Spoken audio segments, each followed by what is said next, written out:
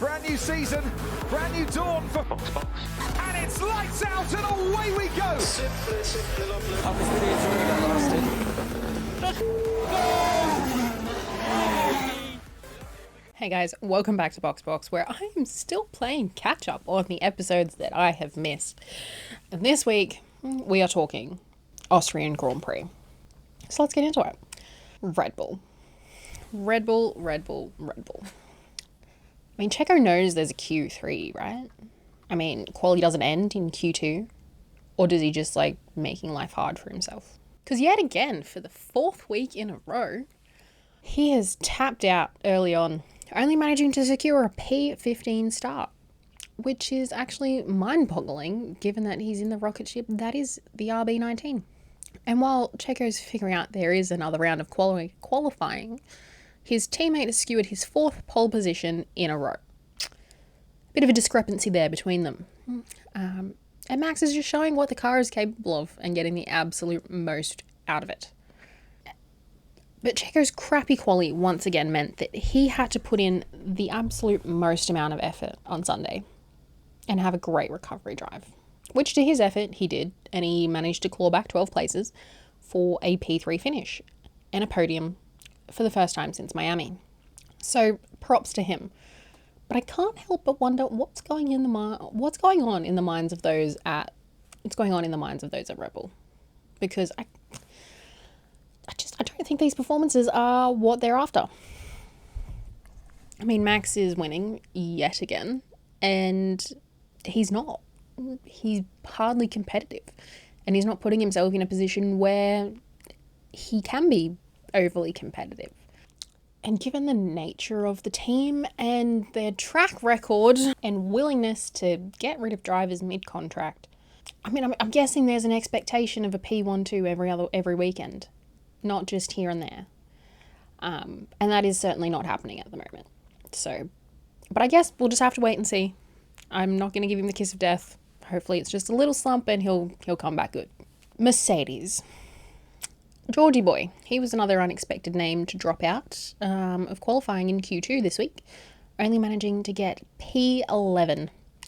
A stark contrast to his teammate in Lewis Hamilton, who managed P5. And I don't really think this is where either of them wants to be. Lewis is certainly able to get a little bit more out of the car at the moment, even though he calls it shit, than his teammate. But on Sunday, though, the roles reversed. George managed to claw back 4 positions for a P7 finish, while Lewis went backwards 3 places, finished in P8. So, while they both managed to score points for the team, neither is making any significant inroads into being close to the Red Bulls, or the competitive form that they are used to. But I mean, hey, George started behind Lewis, finished in front of him. That's a positive. We're going to take it. Ferrari. I'm going to say this was probably the team's best qualifying performance of all season. Okay? Charles Leclerc putting his car on the front row in P2. Carlos in P3, allowing both drivers to go forth and attack the Red Bull of Max Verstappen. In theory, right? That's how things should play out. Charles Leclerc managed to finish the race in P2, maintaining his position.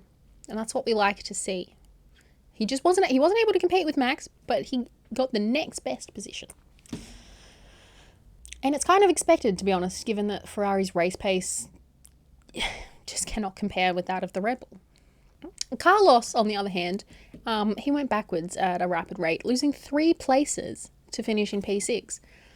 And while they both managed to score points this weekend, there was potential for a significant points haul, a P2-3 finish. But they lost out to the Red Bull of Checo, they lost out to McLaren, and they lost out to Aston Martin. And for a team who was second in the Constructors last season, they are sure being beaten by a few teams. But anyway, Aston Martin. Another great qualifying performance from the team in green, with both drivers making it through to Q3. Fernando keeping his streak alive for yet another week with a P7 start, while Lance has bounced back from his less than questionable quali performance at his home race to start in P6. starting ahead of Fernando. Impressive. He's out-qualifying him for only the second time this season. And you know, we love to see it.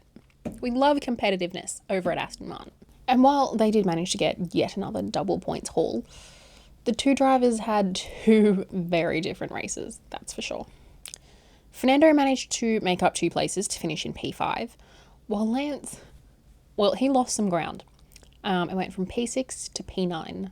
Still a great effort though, to secure some points. And I think he and the team may have wanted and possibly expected maybe a few more points.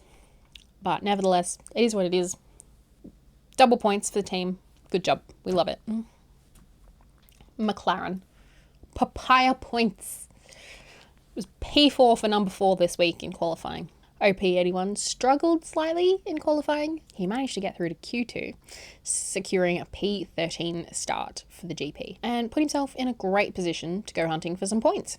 Things did not go according to plan, however, for little Aussie rookie, who lost 3 places over the course of the race and finished in P16. So he may have been putting himself in position to score some points, but didn't come together.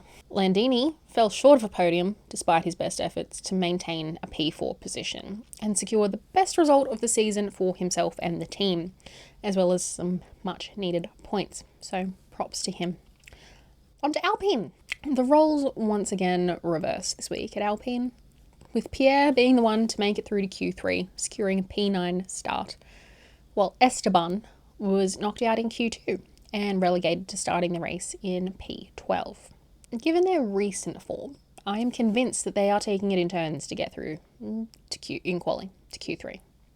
I am also convinced that they are allergic to going up the grid on race day, that given that they are perpetually going backwards. Pierre managed to maintain a points finish, losing only a single position to finish in P10, while Esteban Ocon failed to make any progress whatsoever and lost 2 positions to finish the race in P14. Overall, I think it's safe to say that this was a performance typical of what we, or at least I, have come to expect from them. Not great. On to Haas. I'd say it was a mixed qualifying, but at this point it's just standard practice for the team. Hulk once again made it through to Q3, the 3rd week in a row, securing himself a P8 start, while K-Mag once again failed to get out of Q1 and started on the back of the grid in P19. They're having such vastly different experiences with their car, and it's weird to look at all the data put together, because I can't tell if Hulk just suits the car better and that's why he's able to get more out of it, or if K-Mag is just struggling with the setup, or if the car is just shit, or what.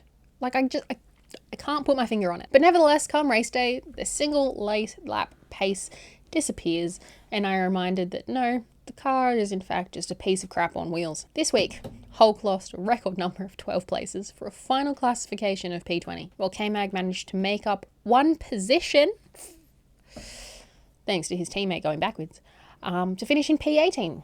So yeah, don't really know what else to say about that one. Williams. Alex made it through to Q3. Good job, Alex.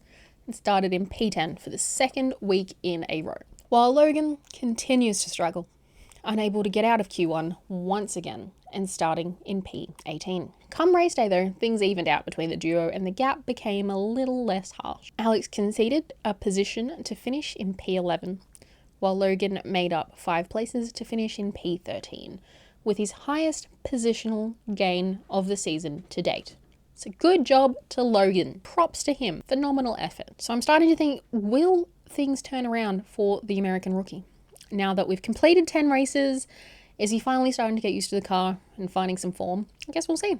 Alfa Romeo. Typical qualifying for them this weekend. Valtteri making it to Q2, but again failing to make any real progress, securing a P14 start, while Zhou was again knocked out in Q1 with a P17 start. Not really ideal. Hard to have a recovery drive and score points when the car's a piece of crap, but anywho, things marginally improved on race day with Zhou making up 5 places for a P12 finish. However, Valtteri conceded a place to finish in P15. It's disappointing, really, given that they're both talented drivers who are capable of scoring points and a decent amount of points.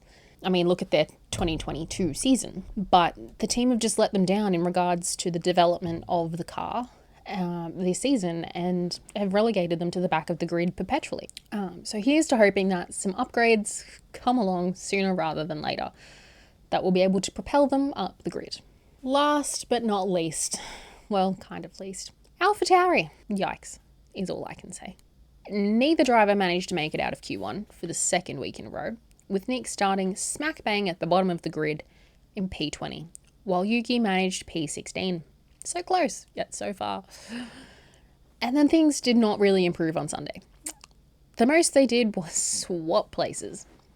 Nick managed to get his car up to P17, while Yuki went backwards 3 places to finish in P19. So yeah, not great. And the chatter around both of their seats continues to grow, and I can't imagine Red Bull are going to tolerate these kind of subpar, mediocre, borderline shit performances for much longer. But this has been Austria, my Austria recap. Thank you for watching. Make sure to like, subscribe, all the fun things, and I will catch you in the next episode. Thanks, guys.